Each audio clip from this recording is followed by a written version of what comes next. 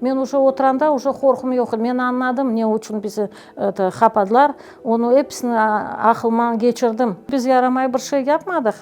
Biz vatanımız için yaptık.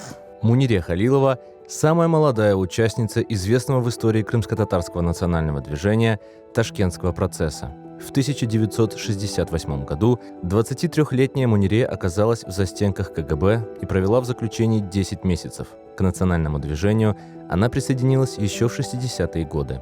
Эр вақыт анамлар, бабамлар, дедем сөйлер еділер, что bizim Қырым татары сұрғын еттілер Қырымдан. Сон Беговата келген сон, мен онда таныштым Джипаров Аким Ағанин, Мартынов Мухарем Ағанин, Муртаза вот это аға, директор музыкальной школы, Эльдар аға Шабанов. Вот оледа, вот олармен берабер мен башладым қатнашмая. В 1963 году Мунире Халилова поступила в Черчикское медучилище и спустя 3 года начала работать акушеркой. 66-да мен мандат алып Москваға кеттім. О жылдары пек жоқ 600-800 адам Москваға кеткен. Олардың сырасына мен де кеттім мандат алып.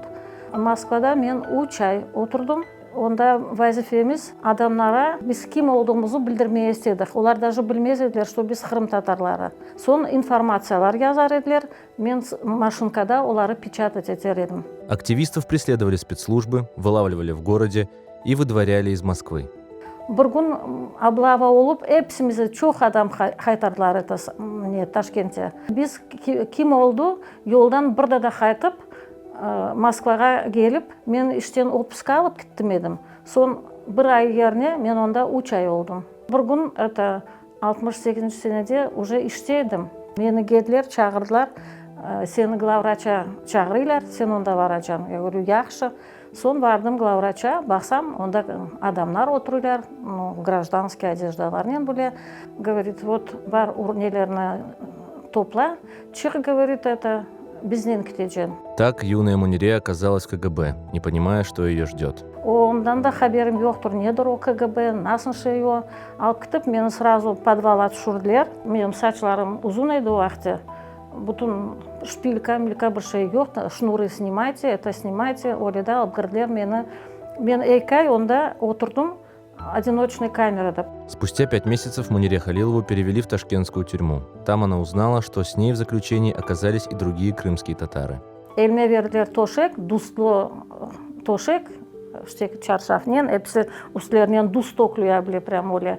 Ал кітлер мені камерая. Онда уже балабан камера, 18-20 адам, апайлар. Сон мен сачларым ұзын еді. Мен оле қорқар едім, это самый. Ал екінші қатына отырып, ере түшмеде қорқар едім, пітлейджем деп еді. Потому что пітлі сойларын да кетіреділер. Онда тұрлы-тұрлы нелер, кім қырсыз, кім оле, кім біледі, тұрлы-тұрлы адамдар нетереділер. Мен бір күн шықтым прогулкаға дедім. Мен даже білмеймін, нере мен алып кетежеклер. Сон шықсам, оле азбарлар, он тепеде закрытый. Изедағам түркілерінен ерлап башлады. Это Мунире, сен некен шықмайсың, бұле деп. А мен көрем, мен да нетем, мен білмейім, мен же білмейім, нередейім мен деп. Соны өді қорқма, сен прогулкая чық, бұле деп. Оледа мен башладым прогулкая чықмая. А таш түрмеде, килканың көзлері ялдар еді шорбалардың ішіне. Ақшаман чәресі жоқ еді. Ач олсан, қапыста шорбасы олса, макарон шорбасы олса қапар еді. Отмеклер қап-қара. Кирпичлер гибеду отметлер. Заключенных постоянно допрашивали, говоря, что они порочили своими действиями советский строй. К Мунире не пускали мать, с которой она не виделась многие месяцы. Чтобы добиться свидания, Мунире даже объявила голодовку. Спустя 10 месяцев заключения начался суд, который вошел в историю крымско-татарского национального движения. На скамье подсудимых оказались 10 человек, среди них 2 молодые женщины – Светлана Аметова и Мунире Халилова. Адам пек çok olur еді. 500-400 адам. Bütün Uzbekistan'dan, bütün köylерден, bütün неден келер еділер. Ал судың дорт да канавалар қазылмыш еді, что адамдар geçmesin деп. Суд длился месяц. Осужденные получили разные сроки. Мунире Халилова была освобождена, как отсидевшая свой срок до суда. Вернуться на прежнее место работы ей не удалось. Мунире Ханым отправилась в Анапу, где продолжила участие в национальном движении с местными активистами. Спустя 3 года она вернулась в Узбекистан, вышла замуж, стала матерью 3 детей, работала в роддоме Ангрена и не прекращала деятельность на благо народа. В 1990 году Мунире Халилова вернулась в Крым. Судаға қайтмай істедім, башқа нем жоқ еді, потому что мен анам, бабам, дедем, епсі судақлы еділер. Ворын көне ашар еділер. Бұнда самозахватта отырдым, 3 ай, алдық участок бұнда. Башладық, баштан сарайлар яптық, ал төлден сарайлар. Қиын еді, орталықта су жоқ еді, бір шей жоқ еді. Бір шей бұнда кечірмeye бермезлерлер. Не таш, не топырақ, не цемент. Сон кечелерінен цемент кетіреділер еді.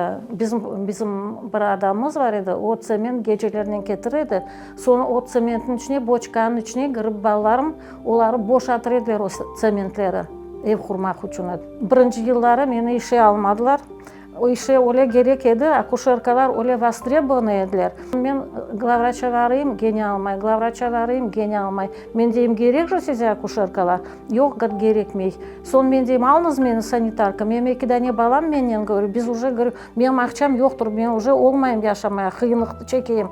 Мунире Халилова все-таки добилась, чтобы ее приняли на работу, и вскоре стала одной из самых востребованных сотрудниц. Она работала акушеркой до 79 лет.